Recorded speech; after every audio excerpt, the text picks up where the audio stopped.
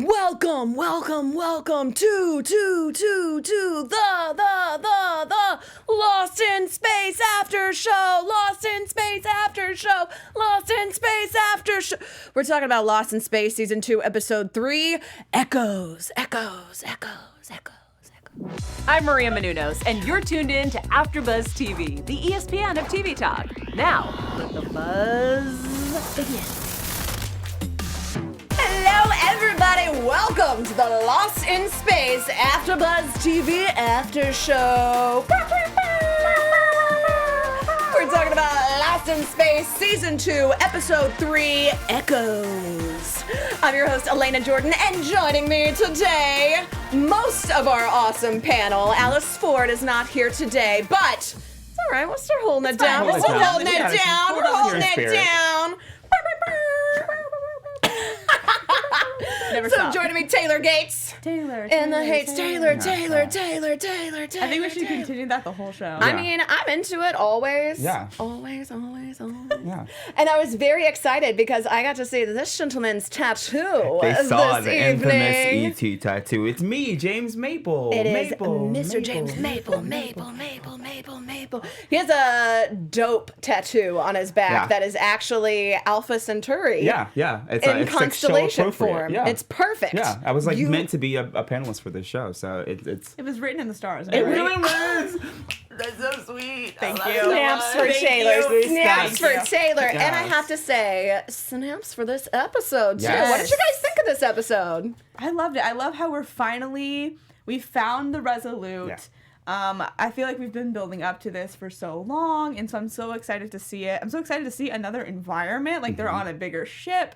But of course, not everything goes as planned because this is Lost in Space. Yeah. This episode was great because it finally gave us, I think, a bit of like hope. Because I feel like we've always been encountering this like, okay, we're about to get, oh, something happens. Okay, maybe this, no, something happens. But this time though, I think that we might be onto something good. I don't know. I'm feeling positive about this episode, so I like it. I dig it. Yeah. Yeah, I'm into it. I like that we got a lot of backstory this episode, Yeah. too. This was one that was like really, really heavy in exposition, but without feeling heavy-handed at all. So all of it really moved the story along. I liked it a lot. I was into it. So yeah, kind of kicking it off, talking about the Resolute and how, this last episode we left with just knowing, okay, we have the audio signature of the Resolute.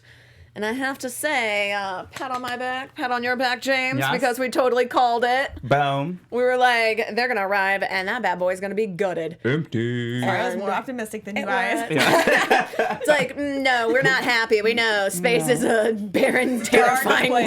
wasteland. But yeah, so they see the Resolute, and what did you guys think of this song? It bothers me that they said Space Cowboy in the closed captions. It's called The Joker by Steve Miller Band, but I'm not going to get into it, but it's Yeah, fine. yeah. But yeah, that song creepy playing throughout. What did you guys think of this? Like, I mean, this episode had a lot of very, like, kind of horror Yeah, undertones. That's exactly what I was thinking. I was like, oh, this is like, it's usually, it's like a thriller, it's like an adventure, it's like action, but this like definitely went into horror territory. Yeah, for sure. Territory. And you guys were saying that it reminded you a little bit of Jurassic Park at parts. I thought it was a little bit alien-esque. Like it definitely, was inspired by some of those really classic movies, which was really fun to see too. For all like the gamers out there that know the game Dead Space, if you've ever played that, I was picking up big Dead Space vibes when they got onto the Resolute. I was like, okay, a necromorph about to come out. I'm scared. This would be an I'm amazing scared. game, Right? too. This would be an awesome game. Producers, we're talking to Let's you. go, All guys. about Someone it. who knows All about about it. technology make this game. It's not me. Not me. Now, this, though, we get into this whole thing where, they go to the ship, it's all crazy. They get split up, and we find out that it is because friggin' Smith. It's always Smith. She's always doing something. But I love that we get this whole backstory specifically for her because we get this great interaction with her and Maureen where she's saying, like, if you really loved yourself, because she's saying, the only difference between you and me is that we're both doing whatever we have to for what we love. Mm-hmm. You love your family. I love myself. She immediately gets shot down with that Maureen retort. If you really loved yourself, you wouldn't be pretending to be somebody else. There were so many great quotes in that conversation. Yeah. So many. This was kind of like the verbal sparring It was. of the actual altercation It that I was, think it we was. were wanting. Definitely. So I think it hit a little bit harder than actual punches. Yeah. So Yeah. I for think sure. Dr. Smith's attempt, this is one of the first failed attempts I think she's made at trying to manipulate somebody, where Maureen was like, oh, that's cute. yeah, That's really cute. You think you can play those mind games with me? Oh, girl, next. Bye. Yeah, she's not having it. She's not easily Yeah. manipulated. Like, she just has these walls, and they are just concrete. And I think Yeah. that it's really, really hard to get to her in particular. Yeah. Yeah. I mean, she is just having none of it. But we do see that it really is getting to Smith because we see this whole backstory too. And I love that at one point you're like, she looks like Selma Blair right there. And then they immediately were like, don't forget, Selma Blair plays her There sister. it And you're is. like, oh, okay. Your boy good knows that figure casting. three. But we see this whole thing with Jessica and June and her saying, how she was a mess up and what are you going to do when mom isn't around to take care of you. And then later seeing that, she's had issues ever going back all the way to when she was a kid Yeah. and when she just wanted to play dress up. And it's kind of this rough situation that we see because we see this whole thing with her, talking even later with Penny. And it's like, oh man, she just really she's not really fully processing who she is as a person still. Yeah. I really liked that we did get to see more of her sister, because I loved Selma Blair and the little tiny bit we got of her, like, in season 1. So I was really excited that she was back and we got to see more of their interaction. And I think that relationship informs her character so much and even gives more evidence to why she's going after Penny so hard. Because you can definitely see similarities about, obviously not to the extent of, like, stealing identities and doing things, but, Penny's kind of the quote-unquote mess-up child. I don't think anyone actually thinks I know, that. But I'm I like, think she's fantastic, but she thinks that. that she is.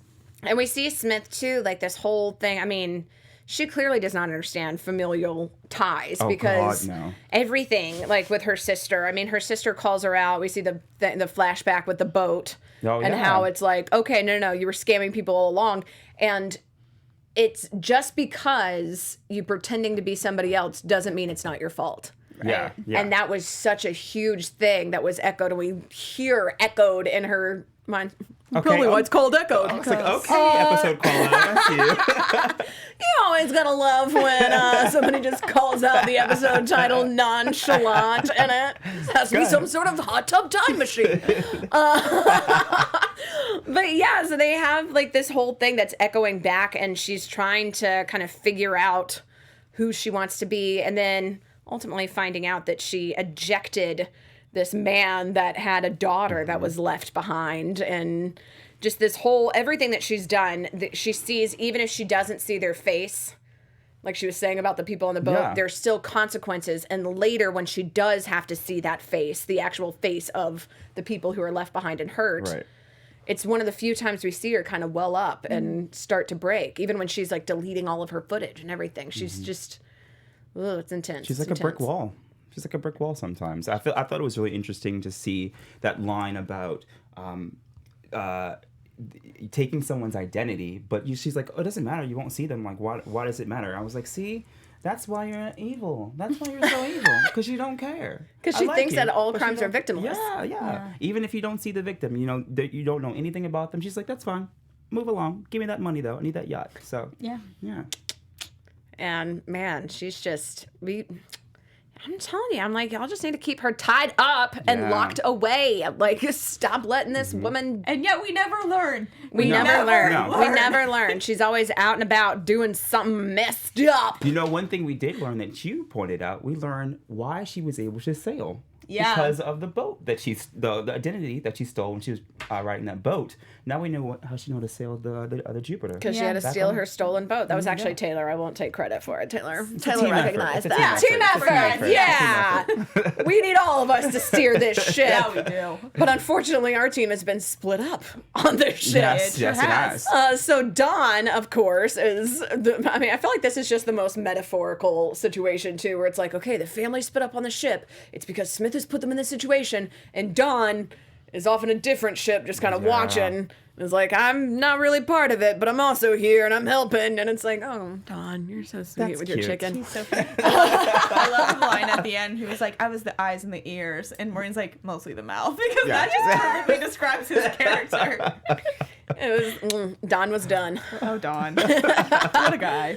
But we also have Judy, who has been isolated by herself, but not for long, because this creepy child of the corn shows up. I'm sorry. I know I was not the only one who was like, something's wrong with this kid. There's something messed up with this kid. All of us. I mean, if we're going to start with horror movie music and we have some random child who's just like alone, what does that say to us as an audience? Like, that's not normal. It's weird. Every trope is like, no. And it didn't help that she looked like a little Shelley Long. Like, I was like, you cut her hair to look like Shelley Long in The Shining. I guarantee. That part. I was like, a tiny little like red mom. I'm like, I was like, I thought she was going to be a shapeshifter. I've seen so much sci-fi. I was like, she's the monster. She is the monster. Run, Judy, run. Shoot that little girl. And then I was like, oh, okay, I guess it's good they didn't shoot that little girl. She actually is just a lost little girl.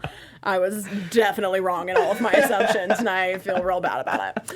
None of us trusted her, though. Literally, we no. watched this together. We were like, like, who is this? Even at the very, very end, when it's like when Ben shows up and he's like, Samantha, and I'm like, I don't believe it. I don't believe you know that little girl. That is no one. She's a monster. Yep. But no, apparently she's not. But not yet. Not yet.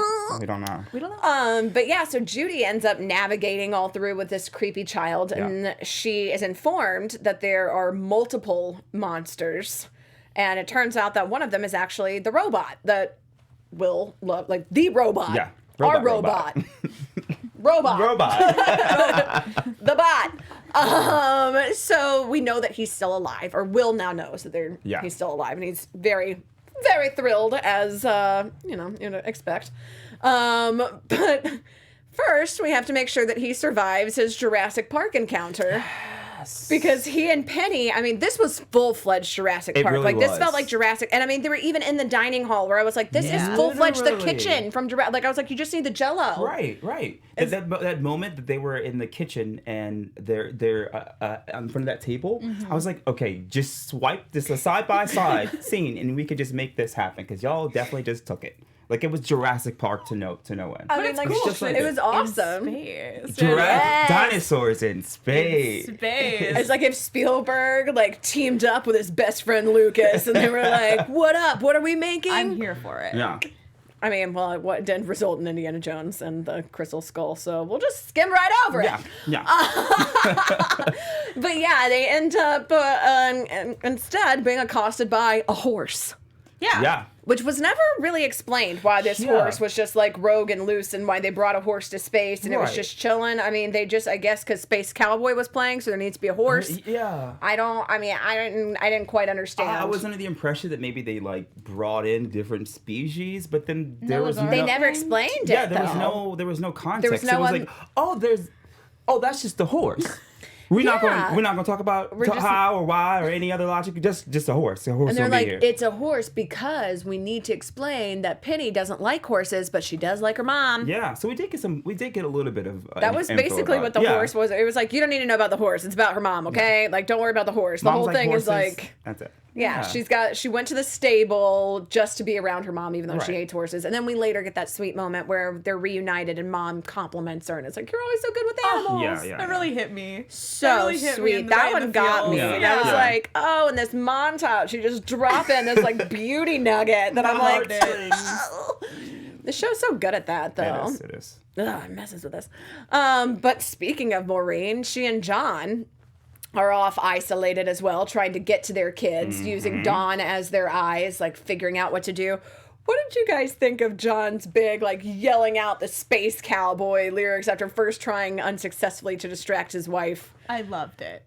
Because it tied in so well with the beginning where we heard it, and I was like, that's kind of like a weird choice. And I was like, oh, that's such a funny, unique way to do it. Like, he's not just yelling random stuff. Like, the fact that he's singing the song, I think is so cool. I loved it. I like it. If I had one suggestion, though, I would change the song. Do you guys know NSYNC?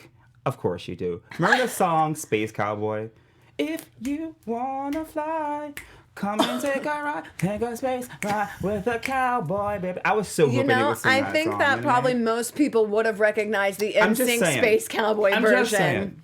Let's Who's have a Steve throwback. Miller Band? Who knows? Maybe that's season 3, guys. We don't know. We never know. NSYNC in I feel space. like we're in NSYNC sync in with your space. NSYNC idea. I'm into it. I'm all about it. I'd be all about that NSYNC in space. Dinosaurs and Justin Timberlake. season What 3. more could you ask for? There's nothing else. better. There's nothing better. There's nothing better. But yeah, so we do have this whole big epic quest, and I like that they're all kind of divided up and they all have their own individual stories. But we get to see them then reunite, and we have this big moment. And then the introduction of Ben Adler, who's like, hey, what up? Yeah, we all abandoned this kid. And I guess none of us ever came back for... It was like, we looked everywhere for you. Clearly you didn't, Ben, because she just walked right out and was like, are you here to save me? No one has been up here to save me. Right. Be better, Ben. Yeah, be better. Be best. Be better. Oh, no. Oh, yeah. Let's sip some tea on that. So, speaking of scarecrows, we have the introduction of this other alien that he's like, we have an alien. It's another one. It's the Scarecrow. Yeah. Dun, dun, dun. And then cuts off. And then next episode is called Scarecrow. So we assume that it will be addressed then. And everything is a cliffhanger because the show loves to do that. Makes me want to keep watching, though. That's why it's bingeable. It works. It's why it works out. It's Yeah. why it works. But did you guys have any standout moments from this episode that really you were like, wow, this is like MVP moment? Well, I did want to mention because we got a little bit about Judy's biological father, which was Yes. not a question that I had necessarily because last season we kind of got the fact that this was, from Maureen's previous marriage, but the fact that I'm assuming he died working on the ship or doing something because he's in this Hall of Heroes. And so I thought that was really interesting about how he's like, he won't be obviously back in the picture at all because he is passed away, and assuming that he was also kind of working on this project, which I was like, oh, that's like a cool little nugget to get sort of about Judy's past and even Maureen's past with, her previous husband. I did love that too. And that it also, it makes sense because it's like Maureen was all about her work. Yeah. So it's like, oh, of course, every aspect of her life, even whoever she was with before, would be someone from the ship too. And it also gives us a little bit more insight as to why, that relationship, while the first season they were a little bit more on the rocks, she and John, it's like she's probably idolizing her husband who has passed and then comparing him to a memory, which is, pretty much impossible to do. So kind of cool that you bring that up for an episode called Echoes. Yeah, right? Well, look at that. I got so many layers. So good. It's like an onion, this show. Just royals and loyals. Constantly makes me cry. I see what you did there.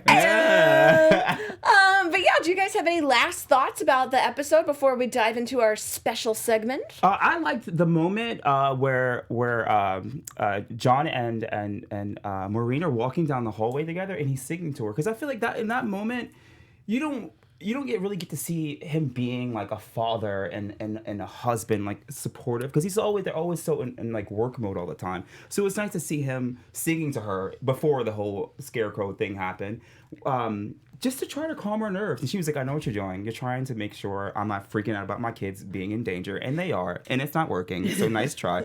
But it was a nice attempt, I think, for him to finally try to like put forth that like paternal father figure, good husband, effort to try to make, light of a bad situation. Yeah, didn't quite work, but He's good at that though. I remember because I just rewatched season 1 when they're in the tar pits and it's getting really hot, and he's like, "Oh, remember when our air conditioner broke and we just walked around the mall together to keep cool?" And I was like, I love how he's so good at sort of like bringing light and just like being a storyteller in a way, maybe sort of like Penny, I guess, too. Like he can kind of lighten up the situation with all these happier memories and like, music and art, and I think that's really sweet. Yeah. I love that you mentioned that too, because Penny's whole thing is that she's talking to Will and she's like, you already had this instant connection with Mom with science. I didn't have one, so I had to invent one. Yeah. Without even fully realizing that she has that storyteller connection with her dad. Yeah.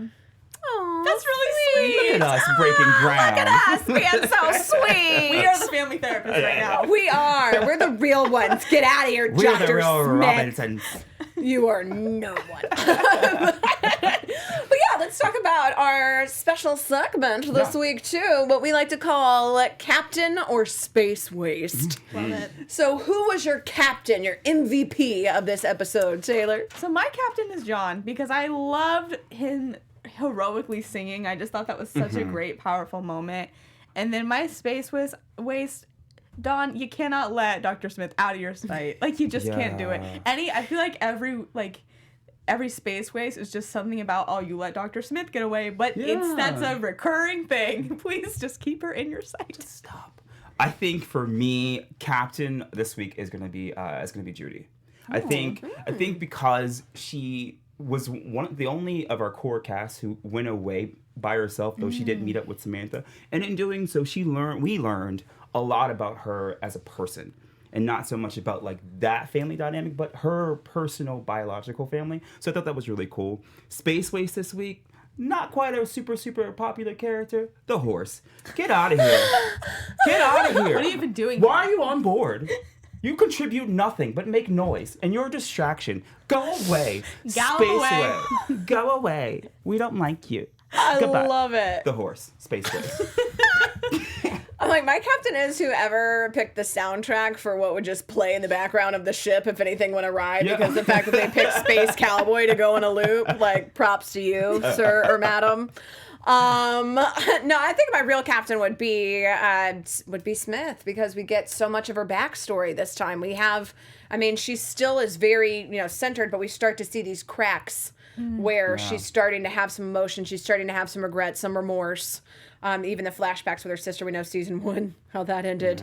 Yeah. So she has this guilt. So I feel like maybe she's starting to develop more of a conscience. Maybe, I don't know. It's still only episode 3, so probably not. But I'm still going to give her captain title.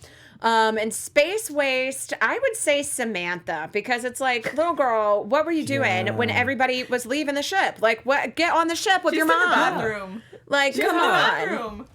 I mean, I actually should give her captain because she survived on that crazy thing. That would have been an interesting show to spin off of just this little girl surviving this alien attack. But it's like Home Alone on a spaceship. Like, did your parents leave you at the airport, little girl? Without any fun antics. Yeah.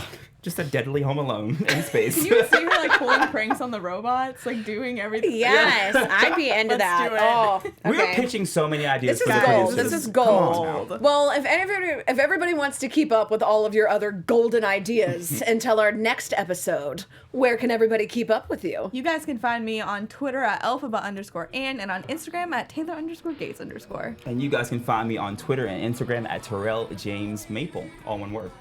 And you guys can find me on Twitter at Elena Jordan and on Instagram at Elena J. Jordan. You can also check me out at relativitypodcast.com. It's a scripted space sci-fi series. It's really good. I'm not trying to toot my own horn, but toot toot.